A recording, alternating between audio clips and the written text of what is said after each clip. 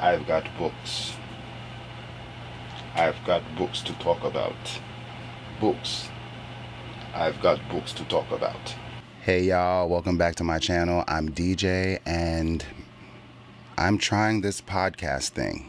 So I wanted to just try it out and see how I feel about having a microphone in my face or, you know, having it above my head. So just bear with me because I'm one of those people who just have to like figure it out, and that's what I'm doing. The other day I was like rushing to work and I didn't have a book in my bag, and I'm just like, let me grab a book before I leave the house, which is always terrible for me because I have so many books,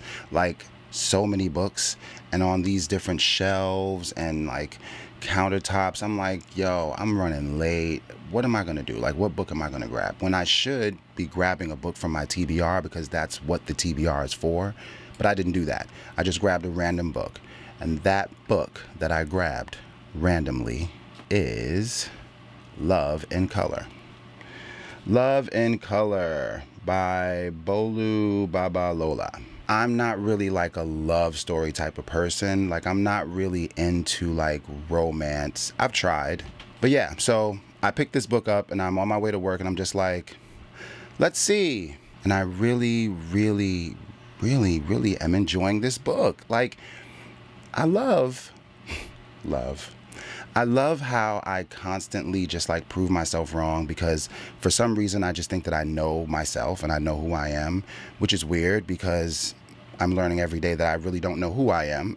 And I'm figuring it out that I love things that I think I don't love, but I still hate things that I have always hated.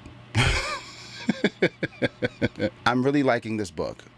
I can't say I love it yet because I'm not that far. I'm like 70 pages in, and it's a book of anthologies by just one author. And listen, how amazing is it that like one person can like write multiple stories and it sounds like the perspective of many different authors?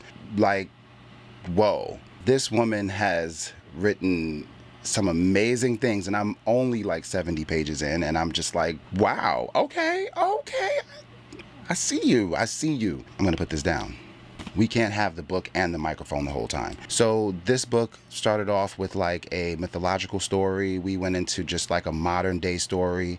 There's stories of like people with names of goddesses and gods, and we don't know if they're mortal or not, but it just gives vibes of love, like meeting someone unexpectedly, or, you know, someone that you've known that you just love, and just very strong stories of love, and very short. I will say that the stories are quite short, which can be a good thing and a bad thing because like, I'm like, whoa. I love how fast-paced everything is happening and you like kind of get to the point. I love that. But then also I'm kind of like, damn, I want to know what happened. So hopefully that means that there will be more stories coming out. Who knows? But I'm enjoying it.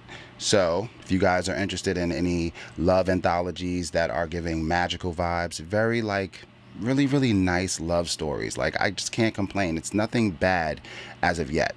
So yeah, I kind of recommend this for you guys. I'm not done yet, so don't get mad at me if you don't like that shit. So when I started my reading journey again in 2020 during the pandemic, I bought a bunch of random books. I just was like, hey, I want to read. I'm excited. I'm just like, boom, book. When I joined Book of the Month, because I was just like, whoa, this is fire. You guys know about Book of the Month. If you don't, Google.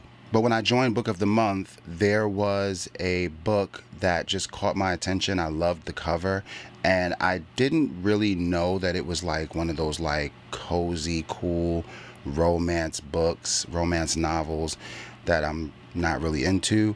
But I just grabbed it because, of course, I see a cover, I like it, I'm a fool, I buy it. But that book was This Close to Okay by Lisa Cross Smith. This book was actually good. I won't say great because unfortunately I just don't really like romance novels. Like, I think in real life romance is amazing. Like, and when you figure out how to be like not the cliche romantic, it's also kind of interesting and beautiful. Love that. Yeah, this book was really good. I loved the descriptive like atmosphere that the author created. I loved the connection that the two main characters had with each other. It was very interesting how they both had secrets that they were like holding from each other while kind of like simultaneously healing each other from like life traumas or things that they didn't even know that they needed to be healed from. It was very interesting book. Of course, there were things that I didn't like, which kind of like circled around the secrets that they were holding from each other. That's life and that's love. It's interesting because the way that they interacted with each other, you could tell that in their separate lives before they kind of like crashed into each other, that they both had big opportunities to love very big, and those situations kind of fell through for them. Family, friends, and just intimacy, it all kind of like congeals in this book, and it shows how great things can go terribly wrong. And when we are in like terrible places, we can find ourselves in great situations to heal us and bring us back to regular life. Amazing book. Love. So another book circled around love, in my opinion, that's on my shelf is Transcendent Kingdom by Yajasi. Yo, listen, I'm just gonna say, if you have the passion to read, if you haven't read this book, you should passionately go and get it and read it, because this book was like, really like 5 stars, like hands down, 5 stars. This book, 5 stars. This one, if you don't have it, get it.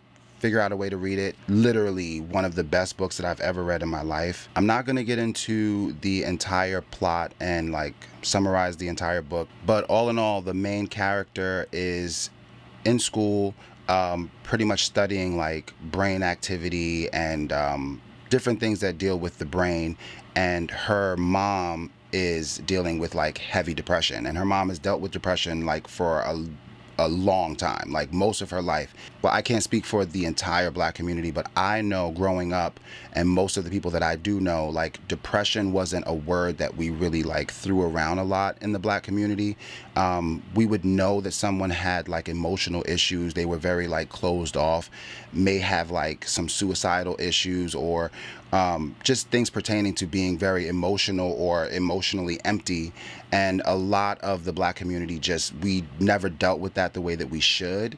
So this book shines a light on how, you know, a child is trying to figure out what's going on with the parent that they love immensely, how they can fix it, how they can find out what's wrong, and also seeing other people in the family dealing with certain mental or emotional issues and just not having the answers, and dealing with grief, dealing with neglect and anger and frustration, and just trying to figure out how to love people into a healthy life, or love someone into a healthy relationship, which unfortunately is not always the answer. Like, love is a powerful force and it can change the world in many ways, but we also have to unite love with education and experience and empathy and a passion to reach for understanding, ways to help people in different ways, because love, it won't do it all the time.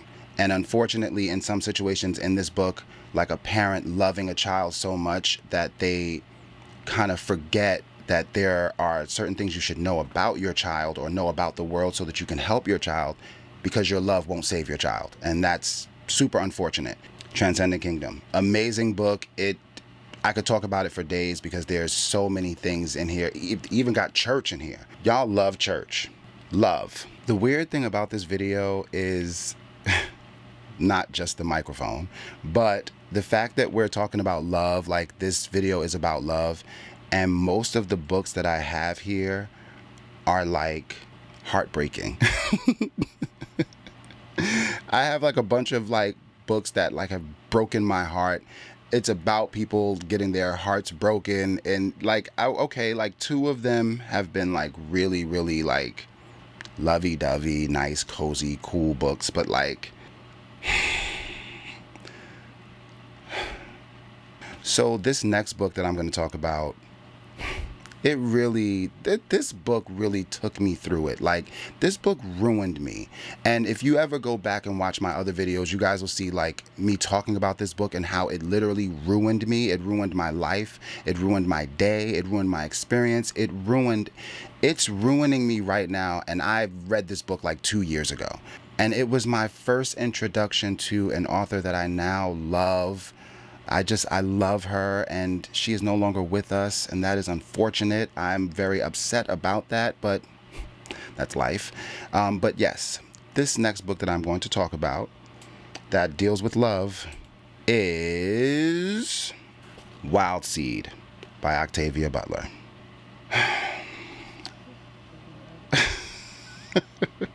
Yo, anybody who has read this book and can comprehend what Octavia is saying and what's going on in here, you know what I'm saying when, whoa. Let's talk about it. We are currently in a time where, I'm going to put this book down. We are currently in a time where many people are finding out things that a lot of us already knew. And that is that a lot of men unknowingly hate women. They hate women. They hate them. And a lot of people are going to have to like really think on this and come to terms with understanding that like the world really kind of like hates feminine. They prefer that the feminine be second. There is this system that is like systematically running, and it's making sure that masculine is in the forefront, masculine wins, and masculine is the most important, and that is not good. Hopefully we come to a place where we understand that duality is so important, balance is so important, and understanding oneself, whether being masculine or feminine, it's all about balance. It's all about bringing it together and understanding that life is different for other people and everyone just deserves respect. Wild Seed really shows the story of a beautiful, caring, loving woman just trying to, you know, thrive in life and provide for her family and be a healer and just be amazing like most black women are. And then this man comes along and just ruins everything for her. Like, because it's the cliche story of beautiful woman doing her thing, living her life unapologetically, and then some guy comes along and he's just like, oh, look at you. Very interested, and he figures out a way to make her fall in love with the person that he's really not. And then later on he becomes who he really is. He reveals that. And now that she's in love and she's attached to him, he becomes the monster that he is. He reveals himself, and she struggles for hundreds of years to figure out how to love him through the issues of him being a monster, or to leave him, because who wants to be with a monster? And then realizing that there's really no way to escape him. That literally sounds like what general life for women in general is when it comes to men, and how men see women and how men respect them, or just the conscious engagement between men and women to understand that each person is beyond the feminine and the masculine. Like, people are people, and we deserve to grow and understand each other and be respected and loved on a level that is beyond our general understanding. That's not where we live. We live on Earth where shit like this definitely happens. And that's another video. Of course, this book would bring me to the foolishness of life, but love. So the next book on my list is a book that really changed my life. I have to say, I read this book because, of course, it was super trendy at the time when it was released. A lot of people were talking about it. Everybody was just like, oh, I got this book. It's a beautiful book. The cover of the book is amazing, and it's a really big book. I'm obsessed with big books. People who read those like 200 and less page books all the time, and they're just like, oh, I love to read, and it's just like short. Good for you. I like big books that take me weeks and months to read, and that's okay because I just like big books. I don't know why. I put myself through torture sometimes because the book was too big. But yes, so this beautiful book that I am talking about is The Love Songs of W.E.B. Du Bois by Honorée Jeffers. This is a big book. Like, it's huge. Do you see this? Like, it took me quite a while to get through it. I'm lying. I actually read this book in like a week and a half. I got through it because I was just like, whoa, this story was like amazing. So this book was crazy. Like, it's big for a reason because the author, very descriptive and just immersing us in different aspects and perspectives from the family members with the main character. I'm not sure if you pronounce her name Ali or Ailey. I like Ailey. That's nice. But Ailey is, you know, coming of age, dealing with, you know, life things. And she is like deeply connected to her family. Her family's from the South. And I can't even explain the things that happen in this book. Like, it's just stories, literally songs about dealing with family and dealing with the different things that come with trying to just be a regular person in the world while being black. And the struggle is real. When I say this book shines a light on like almost every aspect of like life and the craziness thereof, or just the super hypeness of like achievement from like going to college, the same college that your mom went to, that your grandmother went to, and being a part of a lineage of educators or people who are avidly seeking intelligence and wisdom, but also enduring crazy pain from like losing a sibling to like drugs. Like, how many of us know of like beautiful human beings who were amazing and then got hooked on drugs or addicted to drugs, and now, yeah, this book was amazing. I talked about it in the past. There's no way I could explain it in this video because it's huge and you know, too much. But it's about love. It's heartbreaking, but it's also really good. There's also like tons of beautiful moments in this book, and I think anybody who loves love and family and craziness, this. So, what now? I think that's it for my books. Of course, I have many other books that involve love and crazy love situations, but I just had it on my mind. The book that I grabbed the other day was about love, and I just felt like, let's do a love video. Let's talk about love. And I hope you guys loved this video. So, it has been real. Once again, let me know how you guys feel about this microphone. I guess once I edit this video, I'll figure out if I actually like it or not. Also, hit the subscribe button, hit the like button. Join me on this journey as we venture into figuring out what exactly this situation is and what exactly I'm doing with my life on YouTube.